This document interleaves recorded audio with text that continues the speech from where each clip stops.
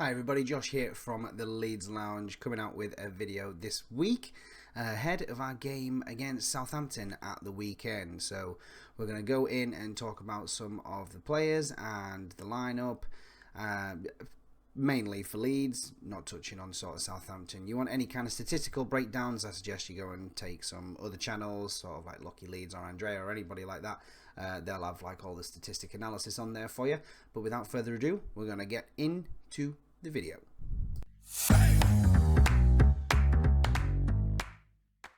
So off the back of a Leeds United win at the weekend against Watford, 3-0. Fantastic performance from all the boys. This weekend we do face Southampton. Now we all know that Southampton are a decent team regardless of their current form in the table at the moment. And regardless of Leeds having 4 clean sheets in a row, I still think it's going to be a tough game. However, I do think it's another 3 points for Leeds. So given the way that we played last weekend against Watford with total domination, I would suggest, although I don't have a footballing brain at all, just love Leeds United, that the team would most likely stay the same. Now we all know that Rodon was banned from the game on Watford after picking up that red card against Hull in the midweek game the other week, so you would expect him to come back in for Cooper. However, after being on the final word the other week and speaking with the lads and stuff, I feel like Jer had a very good point, is that why would you change a winning team? It would not be fair, and these are Jer's words and not mine. I just thought it was a very good point, that if you haven't done anything wrong and you've won the game, you shouldn't really lose your spot. Regardless of the fact that, in my personal opinion, I feel a lot more comfortable with Rodon in that position than I do with Cooper, because Cooper tends to do Cooper things. However, I do agree with that statement and feel like Farke will most likely keep the team pretty much the same. Obviously, we'll wait until the press conference to see if there's any injury updates or, any new players are injured. Fingers crossed, no. Or if any players are returning from injury. As we all know, Stuart Dallas was back in training the other week. I don't think he'll be anywhere near. I think Farke even said that he won't be anywhere near sort of starting or being on the bench as of yet, but we shall see. Obviously, Jed Spence still injured. That was 8 weeks as of the 17th of September, so there's still a fair while left for him to come back as well. But again, Farke will most likely update us all on the press conference before the game against Southampton at the weekend.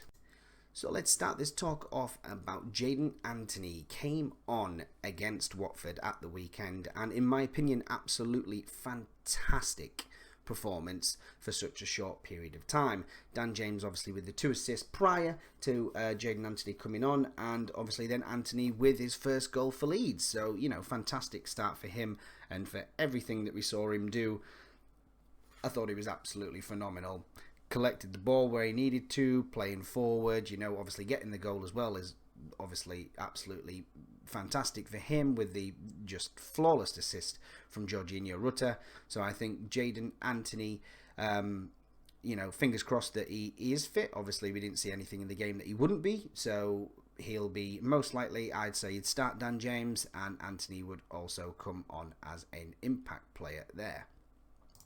So yeah, Jaden Anthony had a fantastic game.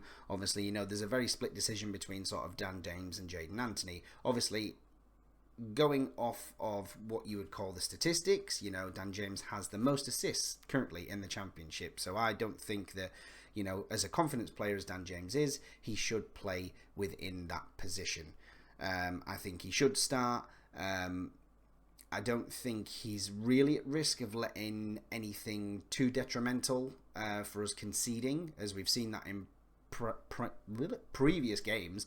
He has lost the ball but recovered quite well, and I know that some people will probably disagree with me on this, but I think Farke will probably keep him there as a sign of that he is playing well. The stats say he is playing well. As much as we may not like it, or some people may not like it, Dan James is playing quite well. So I think personally Dan James will start and Jaden Anthony will be on the bench as that sub to come on after hopefully Dan James gets another 3 assists. Moving on to Ethan Ampadu, I assume that he will probably start again this weekend. He doesn't have any reason not to again, unless there's any kind of injury. I did have a look online, but you don't really know what to trust nowadays that says that Ethan Ampadu is out until mid-October with a leg injury. However, obviously we know that that's not the case at the moment, but we'll know more when Farke does his press conference. Ampadu does get a start for me. Personally, I think Kamara starts with him as well. They had a very, very good kind of connection in that midfield. At the weekend against Watford, looked very tight, very, very solid. And yeah, there wasn't too much that I could really be sceptical about. Obviously, love Archie Gray. The lad is only 17 now, and as much as he will be young and energetic, this is a grueling season with 46 games, and there's no way that he plays 46 games, 90 minutes. It's physically impossible for the majority of players. So I think Ampadu and Kamara start this weekend, as their pairing in the midfield was absolutely flawless against Watford, as we saw. We didn't, leak any chances for Watford apart from the very end. And Meslier comes off with an absolutely blinding save. So I think we're pretty much safe with Ampadu and Kamara in that midfield. I could see that he maybe starts Gray again, maybe give Ampadu a rest. I very much doubt it, because Ampadu seems to be fit and just willing to go. So yeah, I think Ampadu and Kamara in the midfield will remain there on Saturday's game against Southampton. Obviously, we've touched on Rodon already, and I did mention, Cooper didn't particularly do anything wrong, so I feel like it would be unfair for him to lose his position this Saturday. However, I understand that the manager may want to change things. Obviously, Rodon, for argument's sake, is a stronger player there. He is a lot quicker than Cooper. And obviously that pairing with sort of Strauch and Byram, I think, is an absolutely solid back line, as we've seen in the previous games with the 4 clean sheets, the 3 clean sheets prior.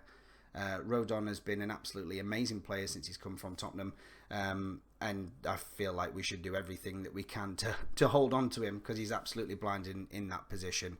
With Spence out at the moment, we do expect to see Ayling probably there, or Shackleton in that kind of left back position, which is fine for me at the moment. Personally, I would prefer to see Shaq than Ayling, as I feel like the likes of sort of Cooper and Ayling are losing the legs now, and which is why we've got players in to obviously cover these positions. But yeah, I don't expect Rodon to start. However, I do expect him to come on if Cooper starts doing Cooper things, or if we need that kind of defence. Hopefully, we don't concede again this weekend, or at least if we do, we're still in the lead. So yeah, Rodon, you would expect to make an appearance on Saturday, because for argument's sake, if he didn't get that red card, he would have started in the Watford game. Cooper came on as an impact as of the red card. If Rodon doesn't get that red card, I don't think Cooper comes into the match against Hull, and therefore then doesn't see any minutes either against Watford. So I think Cooper will start, and Rodon will be on the bench. However, again, we'll know more come Saturday. The legend himself, Joel Pirro, I expect him to start as well this weekend, as we all do.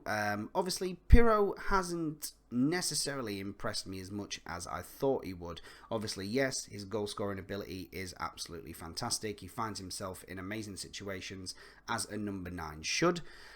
And his link up with Ruta when Ruta does play in the 10 is absolutely phenomenal. The work that Pirro does off the ball is very, very good. I feel like he could kind of bust a little bit better.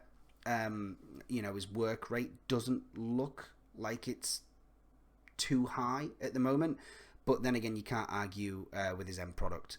Exactly what kind of striker we need at the moment. When he's been given chances, he's scored most of them. So I think, obviously, it's without saying, Pirro starts on Saturday, and hopefully another couple of goals for him on Saturday as well. Not much to say on Pirro at the moment. Again, not done really anything wrong. Mostly done everything right. So great signing for us, and I suggest, I'm pretty sure Farke won't take my suggestions. I imagine that he would start on Saturday, as he should. And lastly, but not least, we'll go on to Jorginho Rutter. Absolutely phenomenal performance on Saturday against Watford. Incredible. Nobody can deny that. The way that he worked off the ball, the way he held players up, the way he went towards goal, the assists that he had, his footwork, his movement, his pace, everything was just flawless. He really seems to be coming into his own now. At the beginning of the season, he was very, very shaky, especially in the pre-season, and towards the end of last season as well for our record signing. I feel like there was just a bit too much pressure on him, whereas now with Pirro there to kind of help him out with the likes of Ampadu, Gray, Kamara sort of in the midfield as well, I think the pressure's kind of easing now, and he's really, really kind of starting to slip into the kind of player that we want and need him to be. After Saturday, I feel like it's absolutely clear that he should be the number 10. He's fantastic in that position, holds the ball up so well, he's physically strong, he is a big guy. When you see him at the games, he doesn't look too big on TV. When you go and see him, he's a big dude. So I think that number 10 position, playing in sort of Pirro and onto the wings, absolutely fantastic. I think obviously, with Gnonto out at the moment, I think that front four probably still stays the same. So you've got your Somerville, Rutter, Pirro and Dan James playing those sort of front four. Obviously then with the sub for Dan James, which would be Jaden Anthony. But yeah, Rutter definitely gets a start for me. Again, injuries pending. We'll know more obviously in the press conference, as I've mentioned probably too many times now. And yeah, so I think all the Rutter haters, all of you Rutter haters, and I was one of them. Not necessarily a hater, I just didn't see what was so magic about him. But at the end of the day, it's not his fault we spent 35 million on him. Okay? That's what a lot of people don't understand. It's not his fault that we deemed him 35 million. Okay? So he's starting to play like a 35 million pound player. In the last kind of 4 games, even though we've had a couple of 0-0 draws, I completely understand that. He's been paramount for our attacking threat, and even the way he recovers the ball in certain areas is just absolutely fantastic. So Jorginho Rutter for me at the moment is on his way up them stairs to the pearly gates of football. I think he's absolutely fantastic. If he can continue in this form, this league's in trouble. I put out a video the other day, kind of my thoughts on the Watford game, and somebody commented on it, not sure if they were a Leeds fan or not, saying Leeds aren't back, you've won 1 game. And it's like, also had 4 clean sheets, and we've gone from like 13th to 5th in the space of a week. So it's not that Leeds are doing absolutely phenomenal. We're not by any means. We can do a lot better. And that's what I'm hoping for this weekend. Build on that now. Go on a little bit of a run before Christmas, before that next international break. And that would be exactly what we need. Keep some players fit, which is good. And we can do that nowadays because we have people to substitute for these players that we want to keep fit. And I think that's the benefit with Leeds United at the moment, is that we have options, and good options as well. So it's a great time to be a Leeds fan at the moment. I know I've probably missed some stuff out on this video, but I have filmed it sort of midweek. So I want to listen to the press conference, and I might add another video after the press conference. You can catch me on Friday, 8 PM on the Not Another Leeds podcast channel. I'll be on there with Rocco and the guys from there, which is amazing that they've invited me on there. So thank you very, very, very much for that. I will put their link down in the description if you want to catch that out. Obviously, like and subscribe to this channel if you would, and you'll get sort of weekly videos from me, and maybe the occasional live stream as well if I have time. I do tend to watch the game with my brother and father-in-law when we have a good time. I'm currently trying to renovate my summer house to turn it into a Leeds lounge, which means that then I can watch the football there, and I will be doing sort of watch-alongs, which will be cool. But for now, we'll be doing these little pieces, and you'll be able to catch me hopefully on other channels. I did say on Sunday I was on the Final Word and blessed by the legend himself, Joe. and was invited on there, which is insanely humbling for me as such a small channel and being so lacking on content. So I'm going to try and push some content out, but if I'm not happy with the content I'm making, it might not be as frequent as other channels, but just bear with me. Leave a comment down below if you've got any suggestions of stuff that you'd like me to cover, or if I could do like a live stream Q&A or anything like that. I'll take all of yours. This is a fan channel for the fans. So I'm going to love you, I'm going to leave you, and if I don't see you before, I'll see you after Saturday. Another 3 points. I'm going to go Leeds 4, Southampton 1. And that's the way the cookie crumbles in my head. Anyway, rambling on now. Love you, leave you. Thank you very much. Big up. Leeds, Leeds, Leeds. Let's go.